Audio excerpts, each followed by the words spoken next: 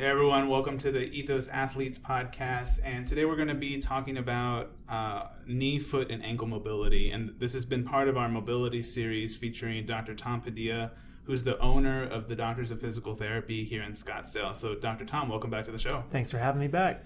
So today we're going to go ahead and talk about knee, ankle, foot mobility. What does normal movement look like? What are some common restrictions? How can those restrictions affect CrossFit athletes? And what are some things that you can do at home to fix those and to find out that you have them? So, Dr. Tom, let's start off with the knee, because I know that's a pretty simple one to talk about. What are some things that can affect knee mobility overall?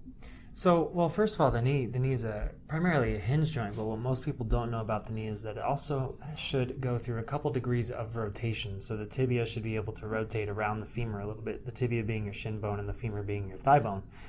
So there are a couple things that knee mobility can be limited by, and it can be, your big muscle groups like your quads and your hamstrings. Quads would prevent knee flexion, hamstrings would prevent knee extension, but also your calf. Your gastroc muscle, the outermost calf muscle, crosses both your ankle and your knee, so it can restrict not only your knee but your ankle at the same time from reaching full extension. And then there are a couple small muscles in the back of the knee, namely your Popliteus, that can restrict that extension and rotation component. And in addition to the muscles, there's a capsule around the knee that can get kind of stiff if there's been inflammation over a period of time. All right, perfect. And I know, speaking to some of the inflammation, one thing that can limit, or the inflammation or swelling in the knee can limit that knee flexion and extension. Absolutely. Correct? Yeah. And the patellofemoral joint can also be influenced by that. So you can get like floating patella, where the patella doesn't actually have contact with the femur, okay. So it makes it harder for the quads to work. Okay. So I think a common way to know if someone is having an issue with this is if they have trouble completely extending their knee, or more importantly, if their knee kind of restricts them in a squat, correct? Yes, absolutely. Are there any other movements that someone might be able to detect this particular issue on? I mean, running, right? Yeah, so with running, you notice that maybe you're running with more of a flexed knee, or one knee doesn't feel like it's pushing off as well as the other. And there can be multiple components of that, like the gastroc and the soleus muscle both address the ankle. So having the gastroc also influence the knee is definitely a possibility. So running would be a good one. Lunging, okay. Right? And I think those would be the main ones, going into a deep squat, like you said, running and lunging. Okay. Now, I know I've seen you treat a number of people with knee pain by addressing their Popliteus muscle on the back of their knee. Can you tell me a little bit more about that and what you're doing when you address that? Yeah, so the Popliteus limits the last few degrees of extension, and actually the tibia needs to externally rotate, or think about your foot rotating out to the side just a little bit, just a couple degrees as your knee fully extends. It's called the screw home mechanism. And so when you have the popliteal restrictions in the back of the knee, typically that starts to happen as a guarding mechanism. Not a lot of people injure their popliteus unless you have like a really violent hyperextension moment where your knee goes backwards. But the popliteus is typically only trying to guard the joint and protect it once you've like injured your meniscus or had some like IT band syndrome or something like that. So over time, it starts to just limit your end range extension and your end range rotation of the tibia, which you might not notice with your lifts, and it might mostly affect you when you're walking, but all those instances throughout the day where your mobility is restricted with every step that you take, then you go into the gym and you lift on that knee, that's when the problem occurs. Okay. So we address the popliteus to free up the pressure on the meniscus and get the knee to actually be able to flex and extend appropriately during walking. Okay. And we talked about some swelling also occurring. Now, I know this is one that I commonly see. I'm sure you do as well. What are some things that can cause swelling in the knee?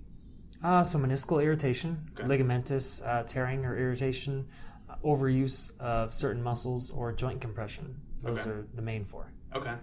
And as far as the big muscle groups, you said quad, hamstring, calves.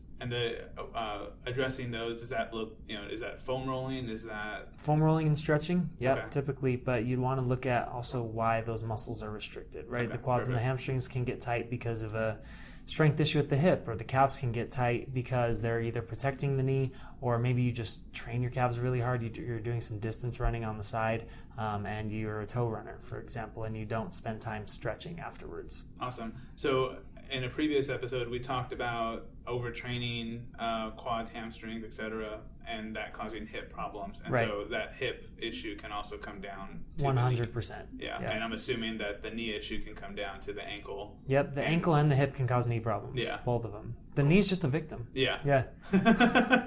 Yeah, so I think that's a good distinction to make for knee being probably one of the most commonly things that's seen in medical practices. A lot of people will go straight to treating the knee itself, but nothing outside of that is actually treated, and like you said, the knee's a victim. So there's something more going on to it, and simply working on the knee isn't going to do anything. Or 90% of the time not. Yeah. Cool. So if the knee's the victim, we've had an episode on the hip, and what we haven't talked about yet is the foot and ankle. So let's get into that. What are some of the movements that we're looking for in the ankle, and what have you seen be the most common restrictions? So the most common restriction in the ankle is dorsiflexion. So that's the ability for your forefoot or your toes basically to bend backwards towards your tibia. So like you're going to start walking on your heels. And so the reason that this is so important is because it's required to do any sort of squatting motion. So the ankle can not only limit what's going on at the knee, but if you don't have the right amount of dorsiflexion in the ankle, you're not even going to be able to go into a squat well, which means that you're going to be putting more load onto your hips, your low back, and if you're doing anything overhead, it can affect how well you're actually able to hold a weight overhead while doing that squat. Okay. And you don't really typically see any issues with plantar flexion, correct? Not typically. I mean, they do exist, but that's not like one of the main things that happen. Okay. Yeah. So what are some ways that someone can check their dorsiflexion? So there's a knee to wall test where you can just kneel in front of a wall, put your toes right at the floorboard, and try to touch your knee to the wall without seeing any pronation or without allowing your heel to come up. Then you want to be able to scoot your toe back 1 inch, retry the same test, touch your knee to the wall. If you can still do it, great, continue. And so you go basically until you get to about 4 to 5 inches. If you can't get to 4 to 5 inches, then that's usually an indication, depending on someone's height, that they're not getting enough dorsiflexion range of motion. And so that means that you're going to be getting that range of motion from somewhere else during your running or during your squatting. And so that's often the joint that will get injured before your ankle does. Okay. Now, there is a wrong way to do this test, correct? Where you can go and tilt your pelvis or tilt your hip towards... Yes. Yeah. So you want to keep your pelvis aligned. You want to go forward as a unit. You don't want to see your foot pronate. You don't want to see your heel come up. Okay. You have to be strict. Cool, perfect. I know I've seen, when I've done this test on people, that every now and then I get someone that reaches a little extra by turning their hip a little bit. Mm-hmm. So I want to make sure that we address that part.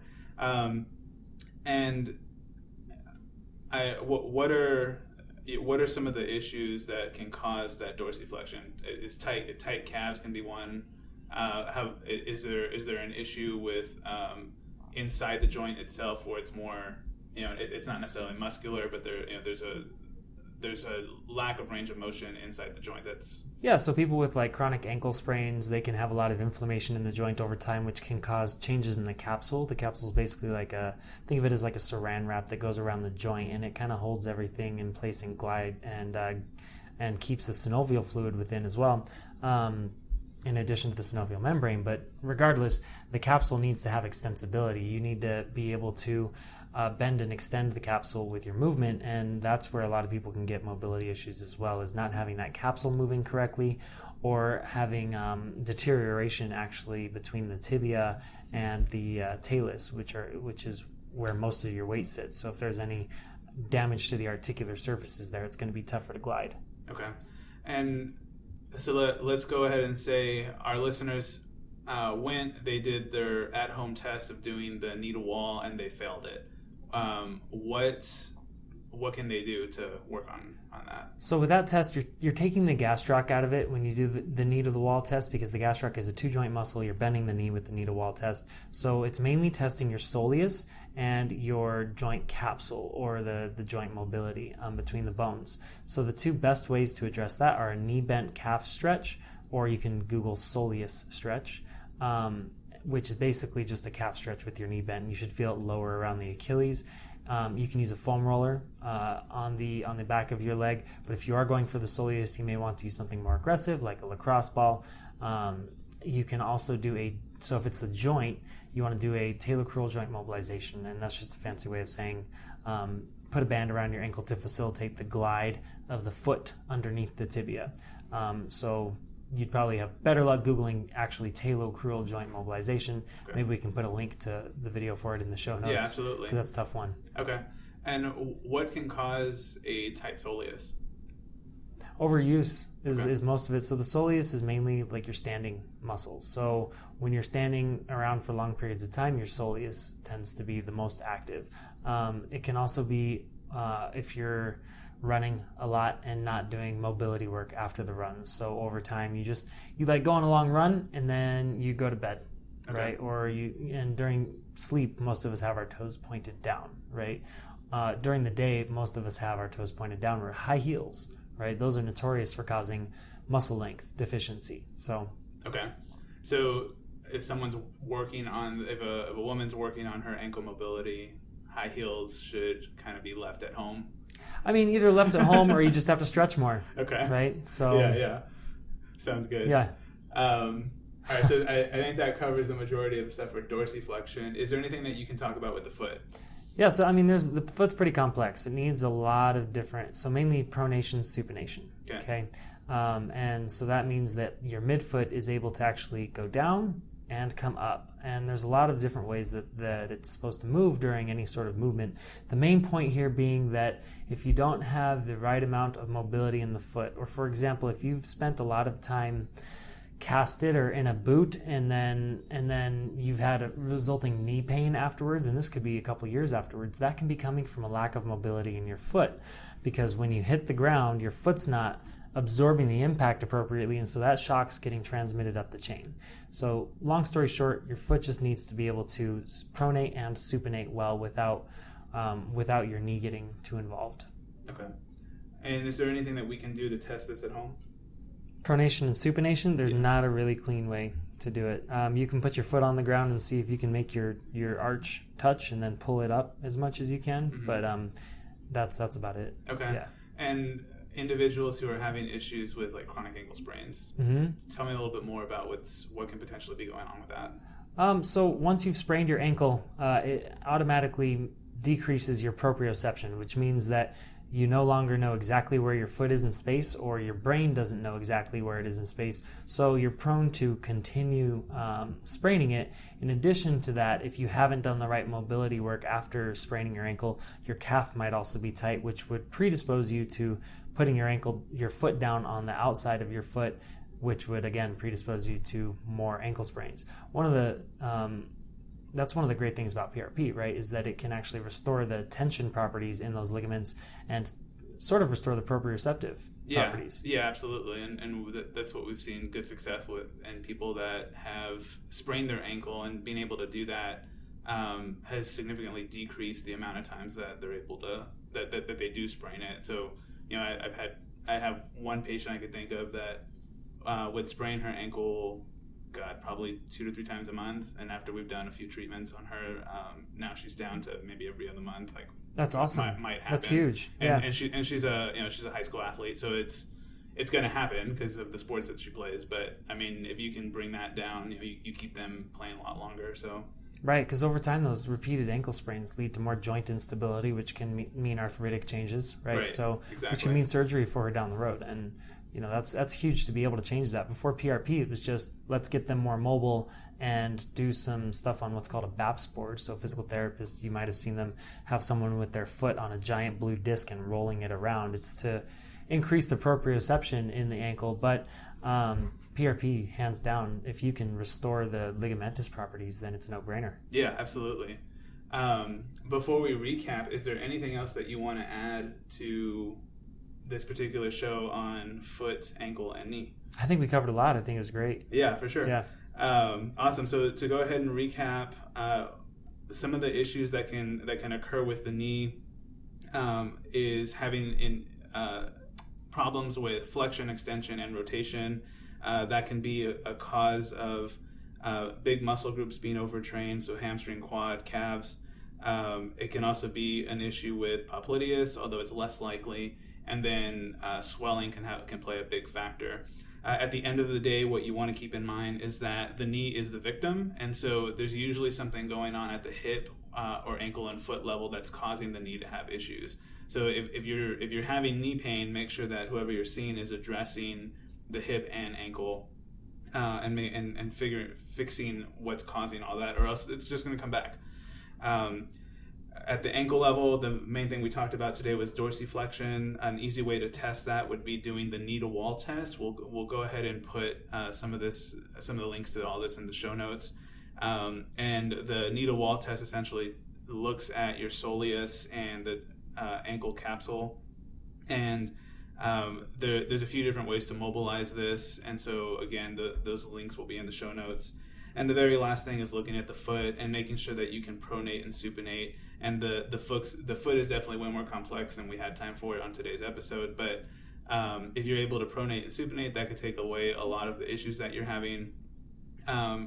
Easiest way to get that evaluated, because there is no great at-home test, would just be to go to a physical therapist such as Dr. Tom and make sure that you're not having any issues with that. And yeah, so for our very next episode and our last episode on our mobility series, or at least this mobility series, we're going to be talking about wrist and elbow mobility, and so we'll have Dr. Tom back on that for that episode. Looking forward to it. So yeah, thank you again, Dr. Tom, for being here. My pleasure. Thank you for listening, and we'll catch you on the next one.